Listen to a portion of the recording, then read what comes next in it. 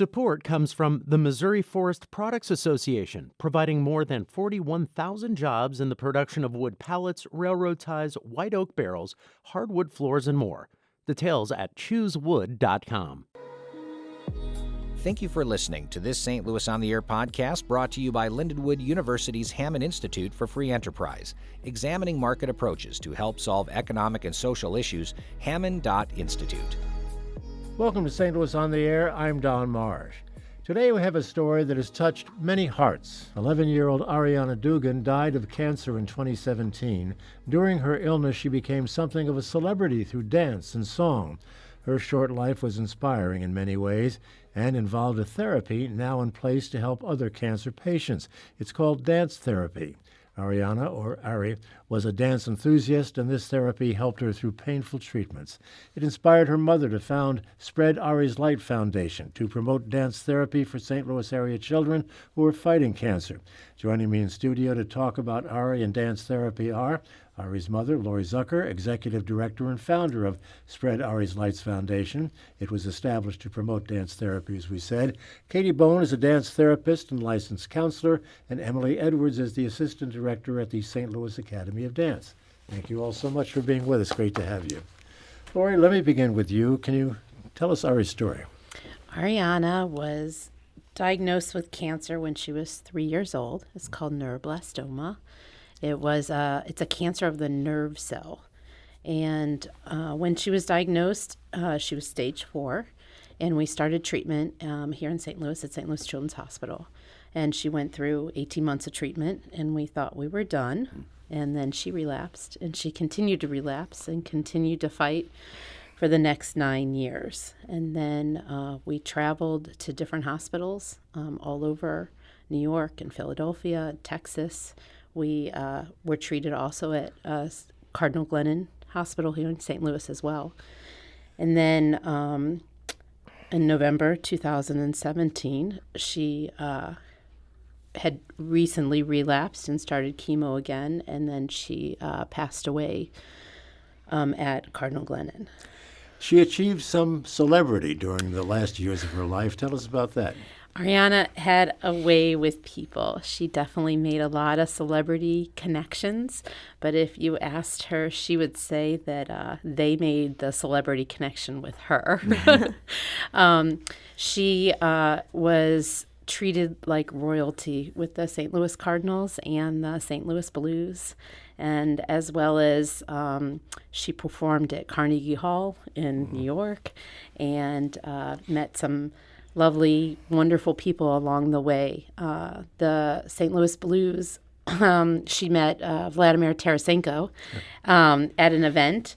They had a hockey fights cancer event, and they walked down the blue carpet together a few years ago, and then they became friends. And Tarasenko, or Vladdy, he sent her on bought her a trip so we could travel with the Blues. Mm-hmm. And we went on their plane, and we saw a couple hockey games.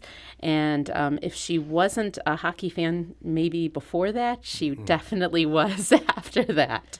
It must have given her and you some comfort to have this happening at that stage of her life. It was all of these experiences were so amazing for Ari.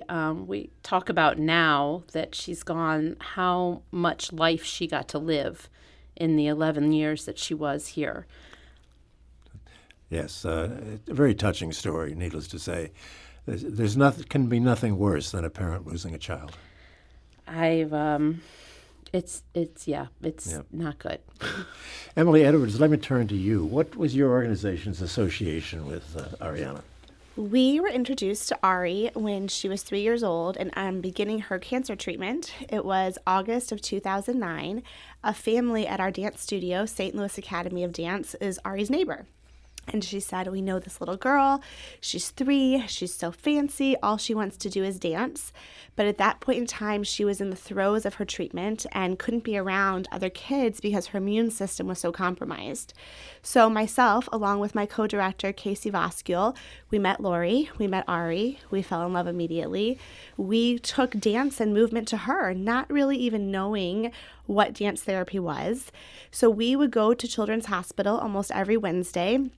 and stretch our bodies and use our imaginations or listen to music or read books about dancers.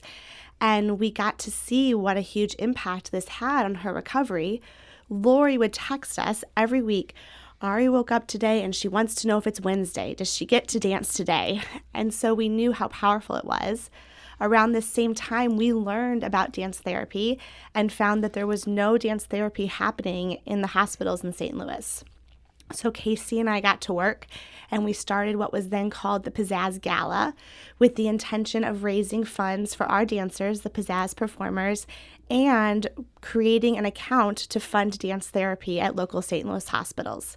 Our first gala was in December of 2010. We were able to launch dance therapy at Cardinal Glennon in May of 2012, and we've been working hard ever since to continue funding and growing the program. There are a couple of events associated with this. We'll talk about that a little bit later. But Katie, let me turn to you. How does dance therapy work? Sure. Dance movement therapy is one of the creative art therapies. People have often heard of art therapy or music therapy. So dance and movement therapy utilizes elements of movement, dance, and expression to further the emotional, physical, social kind of integration and well-being of a person. It's very different than going to a dance class in that in dance therapy, we're not learning specific choreography or working on a specific technique on how to do a move, but rather working from the inside out. So the child in this instance has an opportunity to kind of express their own innate dance and self-expression, whatever they might be feeling. I work with imagery at times. Sometimes I'll bring in props like scarves or ribbons to kind of help further and expand the movement that they are doing. But it's really about them leading and then an opportunity for them to express themselves rather than being taught a specific way of movement, if that makes sense. It does. That is part of the communication process and the counseling process then. Correct. What you've just explained. Yes. So, Yes. so what, in terms of counseling, what is going on while all of these other things are happening? Sure.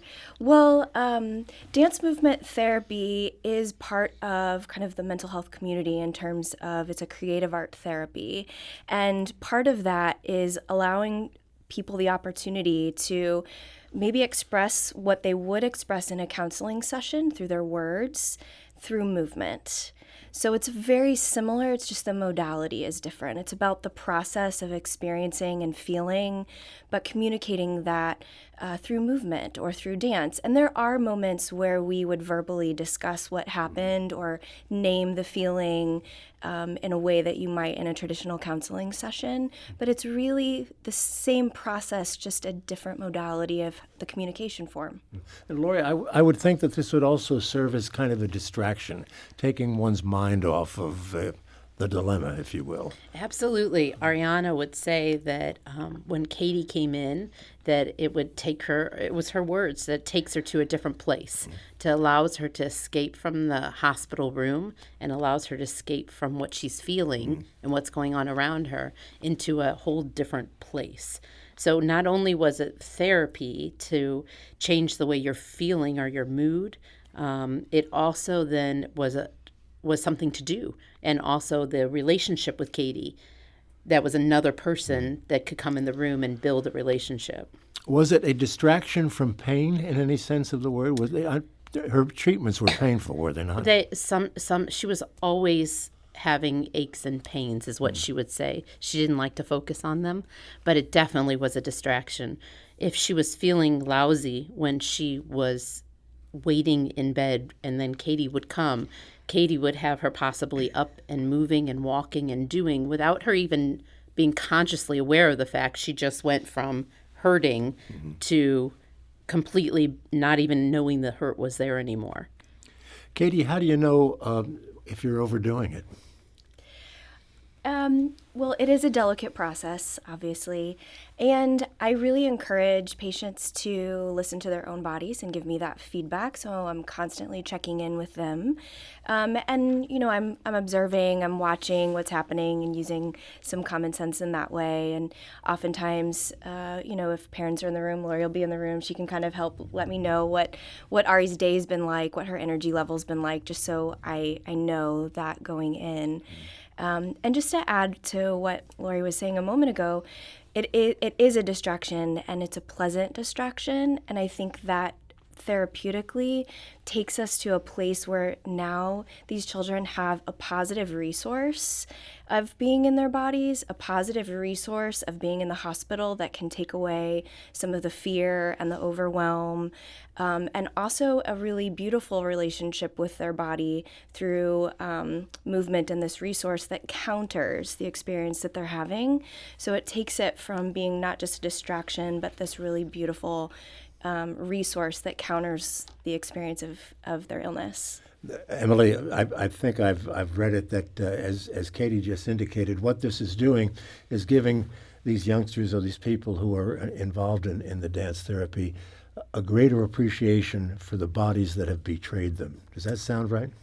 I think it absolutely sounds right. And what was amazing is during Ari's treatment, she might be in the hospital with Katie one week, and then she'd come back to the dance studio and dance with us. You know, her body loved that form of expression, and she found ways to do it, whether she was healthy or whether she was battling. So it definitely became something that was rooted in her, and she was a very active part of our dance community. And then when she had to take a step back and do dance therapy at the hospital, that was how she was able to express herself. How much time, Lori, was she spending in the hospital during these times? It varied. There were some days, weeks, months that we were in the hospital for 45 days, 60 days at a time. And then there were times where we would only be there during the day, and then we'd go home to sleep some weeks. It varied depending on the treatment. There were times where she was only in the hospital. She had to check in once a week, and then she would be in the studio dancing. And there were so many days where she'd be at home not feeling good, and it was time to go to dance class, and she would pack up her stuff and be ready to go. And I was like, wait, you don't feel good. We don't have to go. No, I'm going. And she'd walk out of dance class feeling so much better. What was her fascination with the dance? Where did that come from? I don't know, because by the time she was 2, even before she was treated, she was begging for dance lessons. And I wanted her to wait until she was old enough to appreciate them. So that's why I told her she had to be 3 to start lessons. I didn't know that the lessons would have to start in the hospital. Yeah. We have to take a break now. We're talking about dance therapy and its impact on particularly young people who are undergoing treatment for cancer and other things as well, Katie, right? It's not just that particular disease. Anyway, we'll come back and continue the conversation. There's more to talk about, and we will do that in a moment. This is St. Louis on the Air on St. Louis Public Radio, 90.7 KWMU. We hope you enjoy listening to this podcast of St. Louis on the Air, brought to you by Lindenwood University's Hammond Institute for Free Enterprise, examining market approaches to help solve economic and social issues. Hammond.Institute. Now back to our conversation with Lori Zucker, Katie Bone, and Emily Edwards. We're talking about dance therapy. Emily, I'll come back to you with regard to the association relationship you have with hospitals now that this thing has really gotten going. So our dance company, Pizzazz Performers, in residence at St. Louis Academy of Dance, has been the sole funding source for the dance therapy program at Cardinal Glennon. We started, like I said, in 2010 because we had to create a nest egg to be able to go into the hospitals. And since then, we have hosted a gala every year, along with other fundraisers like dance-a-thons. And the money from those events go to paying Katie to be a dance therapist at Cardinal Glennon. Our gala this year is Saturday, March 9th at the Edison Theater. It has affectionately been renamed the Ari's Light Gala, and we're thrilled to be partnering with Lori and her foundation, the Spread Ari's Light Foundation, to bring more dance therapy into St. Louis. We would love to reach beyond the walls of Cardinal Glennon and find other hospitals and other avenues to treat young children who are suffering and could use this creative outlet. Katie, as Emily indicated, has been around for almost a decade now. How has it changed? How has dance therapy changed over those years, or has it? I'm not sure that it has changed, and that the kind of fundamentals of dance therapy really are timeless. And as human beings, we're born without words, but communicating through our movement and bodies. So dance therapy in that way has not changed. What has changed, specifically here in St. Louis, is that people are more aware of it thanks to the work of Emily and Lori and the Pizzazz. It's now known in this community of what a great resource and great kind of therapeutic agent it can be. And so I think that's what's changed. And obviously we've been able to impact more children as they have increased funding sources for that. So there's been a greater acceptance of it Yes, yeah. over the years. Yes, Yeah. yeah. What are your thoughts about it, Laura, looking back on it and what you watched happen over those 7 or 8 years? Well, I think Katie's point as far as awareness goes, I think there needs to be a lot more awareness about how expression therapies can help children. And because the dance therapy and dancing helped Ari so much, it really made a difference in her treatments and keeping her going a lot of times.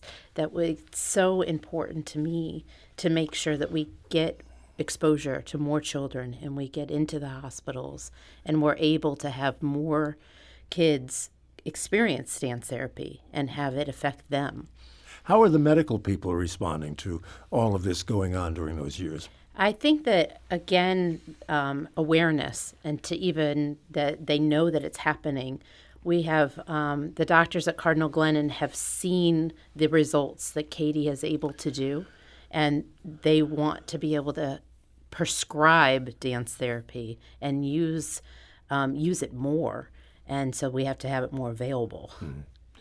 Katie, what you could be more specific, if you would, about how you've seen youngsters change as they're undergoing this process. Sure. I have these really beautiful moments with children, sometimes when they're in their most lonely and perhaps kind of emotionally heavy experiences.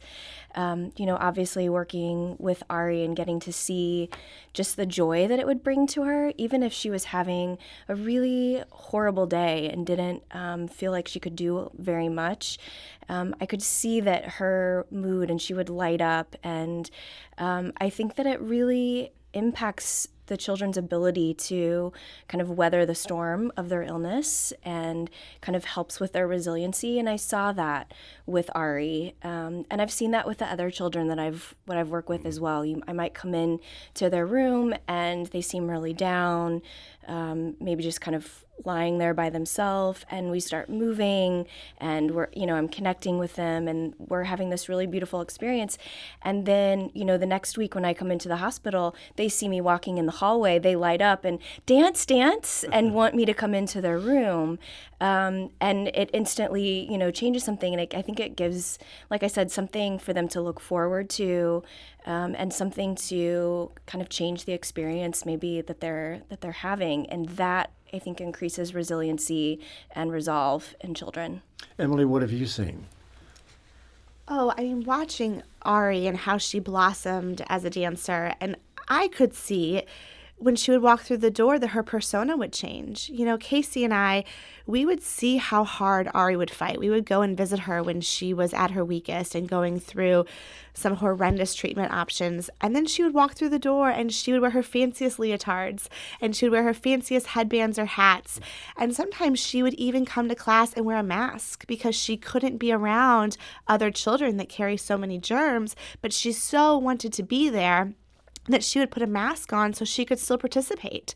She would take modern classes and she would learn how to forward roll and how to invert and spiral to the floor. And she took her tap classes and learned, all of her tap progressions across the floor. And then she became a part of our studio community, which is a family in and of its own, and got the opportunity to perform in recitals and local festivals and perform on the gala stage, which was so special because she had this full circle experience of how life-transforming dance and movement can be for people of all ages. Lori, I gather that Ari was something of an ambassador as well by kind of luring other kids into this little web that was being weaved by these ladies here. She definitely did. She was the perfect ambassador for dance therapy because the other kids that were doing dance therapy with Katie would also get to see Ari, because they did it sometimes in groups in the clinic, and they would get to see Ari and her dancing, and she would also share with everyone her experiences. And I think it really helped the other kids that were going through treatment and the other moms and dads see that it was possible to be going through cancer treatment and still have a life and still do other things. Ari would go to dance class with her IV fluids running, and she would wear her IV fluids bag while she danced, or she would dance with her IV pole as she was getting chemo. And the other kids saw that. The other kids could see too that I can still do and I can still go even though I have cancer. And that's such an important message. When Katie works with the kids and they get to move, that's part of it, is they get to see that they can move and that it's okay for them to move. Because when you're in the hospital and you're hooked up to IVs and blood pressure cuffs and everything else, you're really not sure what you're allowed to do. So it makes a big difference. How did the other youngsters that she came to know in the hospital and through the dance academy react to her passing? I think that it's been really difficult for everyone. Everyone that Ari touched, we continue to get cards and letters and notes about how she was inspired other people. I just heard from a young lady that she didn't know Ari. She just heard of her through the blues and through other people, and she heard that she was a dancer, and then she signed up for dance class, and she started dancing, and it changed how she was. So her effect hopefully will continue to grow through dance therapy, through the foundation.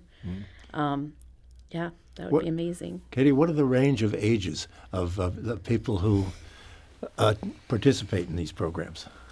Well, dance therapy is for all ages. As long as you have a body and you are breathing, you can participate in dance therapy.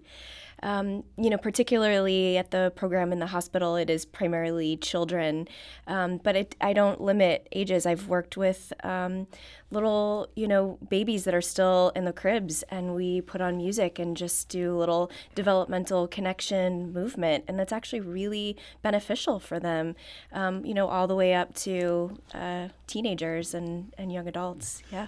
Emily, what about the range of illnesses that basically you work with? So right now we're focused more on cancer and blood diseases. But again, that goes back to funding. Our goal with our galas and our fundraising efforts is that we have more money to reach out to more patients and their families. We'd love to expand the Spread Ari's Light Dance Therapy program to also offer creative movement and mind-body connection for siblings that are having to go through this process with their family, and also maybe even reach out to moms and dads that maybe need a creative, expressive outlet. So we are dreaming really big. We are hoping to have a huge fundraising success, because as of right now, it's just these events that have funded the programs in St. Louis. And we have lots of big goals for the next few years and how we can continue to spread Ari's light and dance therapy in St. Louis. Let me ask you once again to say when all of this is happening. I have it here. I'm not exactly sure it's right given what you said earlier, but we're talking about February 28th is one of the events? That is another really fun event that Lori can talk to you about if we have time to get into that. Okay, we've got a minute or two left. Arianna would have turned 13 yesterday, and we are Jewish, and she was going to have a bat mitzvah, and she wanted to bake challah bread. And so we're having a challah bake on February 28th. We're actually sold out, and we're full, and we're going to be baking bread in Ari's memory. And all that money that we're making that night will also be going to the foundation and dance therapy. We'll put all of that information on our website at stlpublicradio.org, so folks who want to participate and help and get involved somehow can do that. We've got to wrap it up, but let me get a final thought from each of you with what we've been talking about. Emily? Well, I am going to plug the gala. Our Ari's Light Gala is Saturday, March 9th at the Edison Theater. Our pizzazz performers, along with the Big Muddy Dance Company, the Ashley Leanne Dance Company, and Convergence Dance Company, will take the stage to raise money for dance therapy in St. Louis. Tickets can be purchased online. We'd love to see you there. Okay, we'll make that connection once again. And Katie, final thought? Just thank you to everyone that's listening and supporting, and to these ladies. Yeah. And Lori, a final word? My final thank you for having us. Pleasure. The Spread Ari's Light Foundation wants to continue to spread Ari's light, and I love talking about Ari anytime. And I am so grateful that we have Katie and we have dance therapy for a way to spread Ari's light. Yeah. Well, thank you all for being with us. Lori Zucker, thank you for being with us, and congratulations for what you've been able to do out of this tragedy of your loss. Thank you. Thank you for being with us. Katie Bone, thank you for being with us, and Emily Edwards, great to see you again. This is St. Louis on the Air on St. Louis Public Radio, 90.7 KWMU.